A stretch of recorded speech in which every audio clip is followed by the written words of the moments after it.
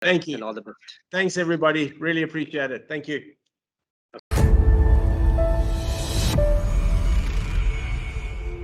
Mickey, we don't see very often that people telling you what to do. Today it seemed that the doctor had to come and pull you out when you're going towards the spectators. Yeah, yeah. No, no, that the guys had a banner and they were chanting down there. I just had to get some hand sanitizer from the doc, but I couldn't leave without saying thank you to the wonderful fans that we have. Hi, Mickey. Hey, Hey, Andrew. congratulations on your on the victory to finish off. How important Thank was it you. to you to finish on a high note like this? It was massively important. You know, it's been a wonderful journey. I've loved every minute of it, and I sort of get quite emotional about it because it's been a tough 2 years.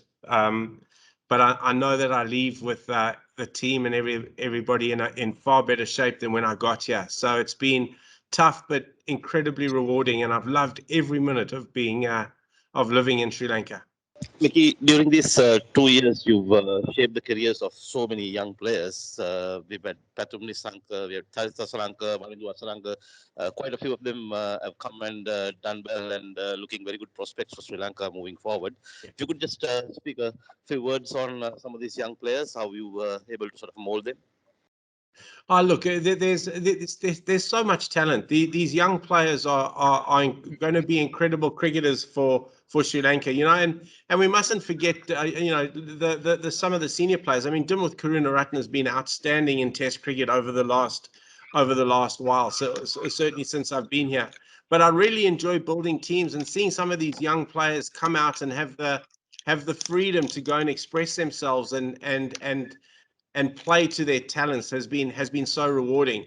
As I say, first of all, identifying these young guys with the selection panel, and then being able to give these guys an opportunity has been so rewarding. And when you watch them play and you see them having good performances, there's nothing better for a coach, So I've been incredibly blessed, but I know that these young guys, if they backed and if they're given the confidence and if they're given the consistency in terms of selection, will give a lot of good performances down the line for Sri Lankan cricket going forward. You just said, you had it was a difficult 2 years given the current situation in the world. What was your best memory of Sri Lanka cricket during the last 2 years, Mickey? Look, the best memory for me has got to be seeing players develop, seeing players have success, watching Dimuth Karunaratne go to number 7 in the world, and get and become a prolific Test match cricketer, watching our young players develop, watching our white ball team transition from a team of young dynamic players, watching guys like Wanindu Hasaranga, Charith Patum, Dhananjaya De Silva.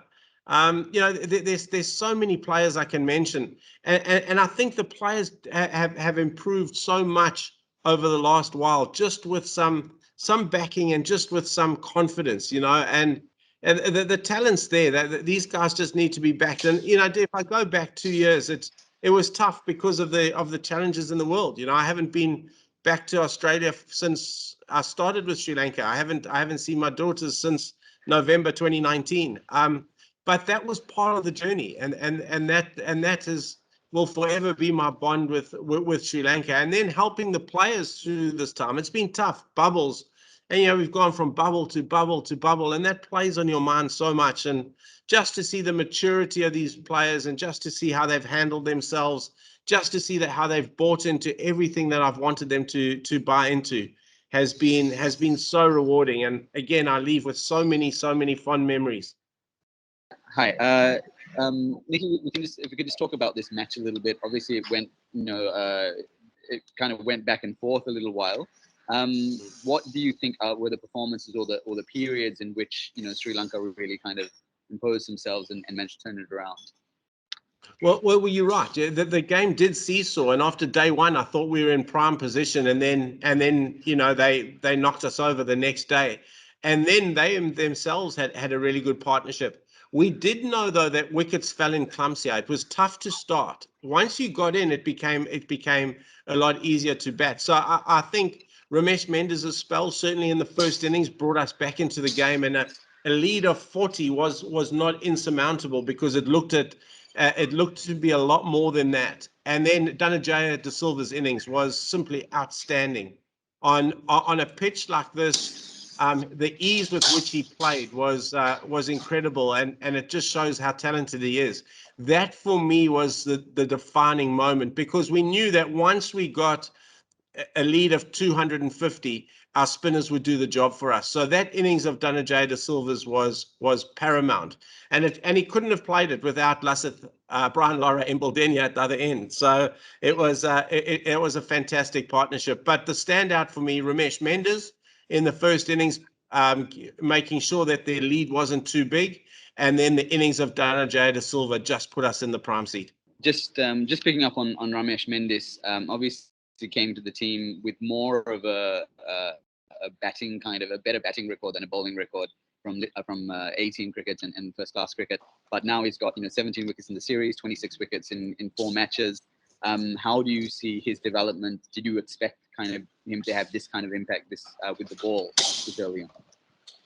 Look, the one thing he does do, Andrew, is he spins the ball. He spins the ball really big. So we've just had to work on him being more and more consistent with his lines, with his lengths, the attacking lines that he bowls. So that's kind of what we've worked on. But I was actually sitting talking to Grant today, and we were just watching the guys out in the field, and we said, which player out there has really made an impression on you? And for both of us, Ramesh Mendis, because Ramesh Mendis has toured with us almost since I started over 2 years. He's toured with us, and every tour, he hasn't played many games at the start, but every tour he'd be the guy that was training the hardest. He always wanted more and more throwdowns. He always wanted to bowl. He was always working on his fielding. And I just think he's getting his just rewards now, Andrew. So I couldn't be more and more happier for him. He's an attacking cricketer, and he's certainly going to be an asset down the line for Sri Lanka.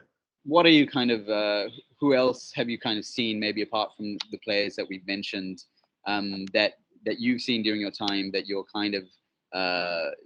expecting something from in the time to come? I know that you've had a lot of reserve players over the last year and a half, who hasn't maybe quite made it at the top level. You think are players to watch out for?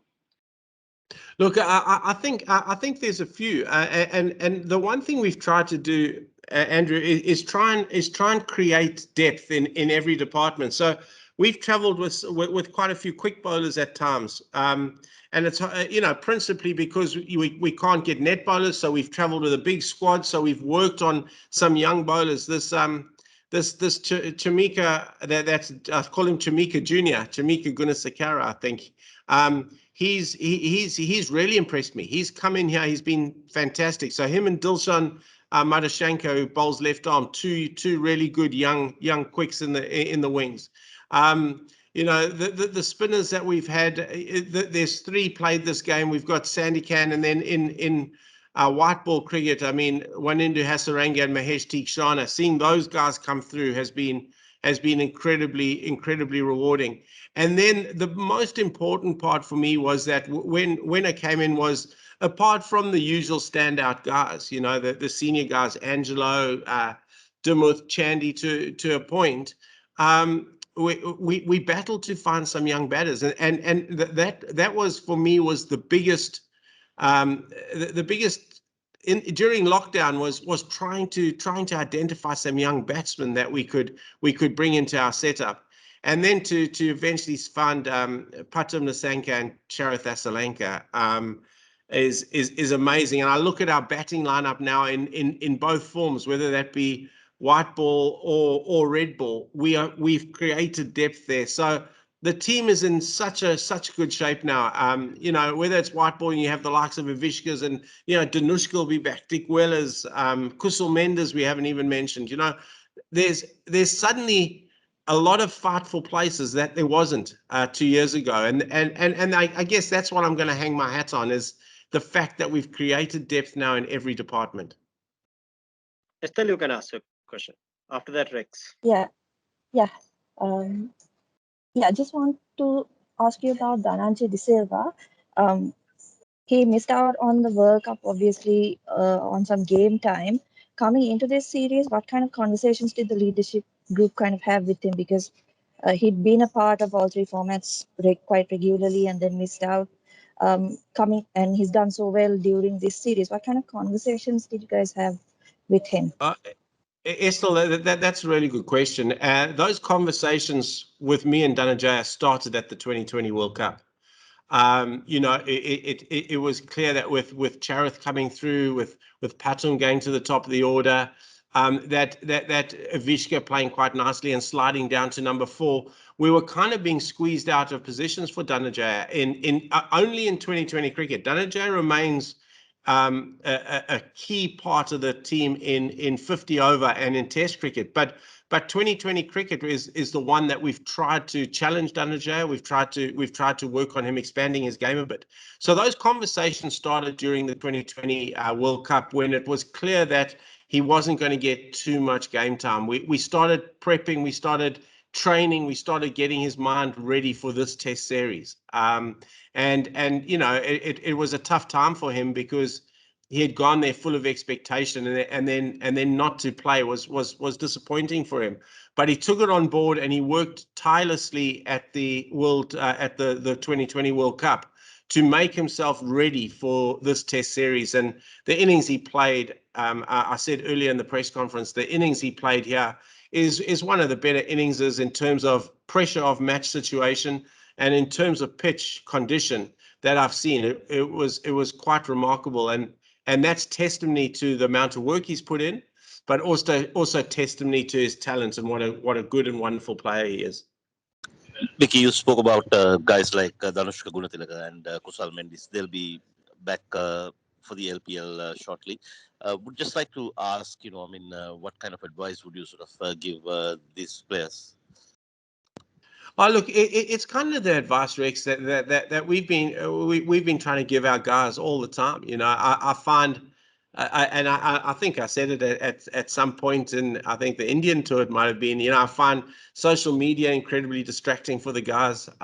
There's a really passionate fan base here that where the emotions run high. It's very much like it was in Pakistan and in India and places like that, where when you're riding the crest of the wave and performing well, you build as a king, and then when it doesn't go that well for you, everybody's on your back. So we've tried to create a culture within our team where behavior expectations are controlled, and people understand what the expectation is to be a Sri Lankan cricketer, particularly with our young players.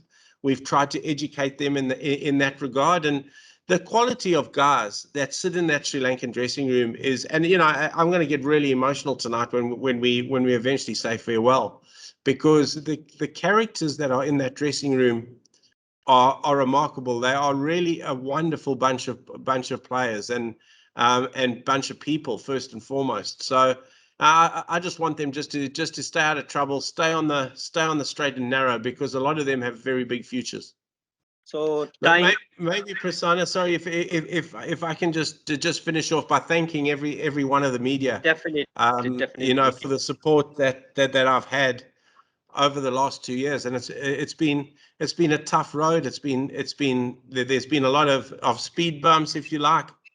We've tried to recreate a white ball team. We've tried to consolidate a test team, and the support from a lot of you has been unwavering, and I really thank you for that. And as I say, this island is very special to me, and I'll be back pretty soon.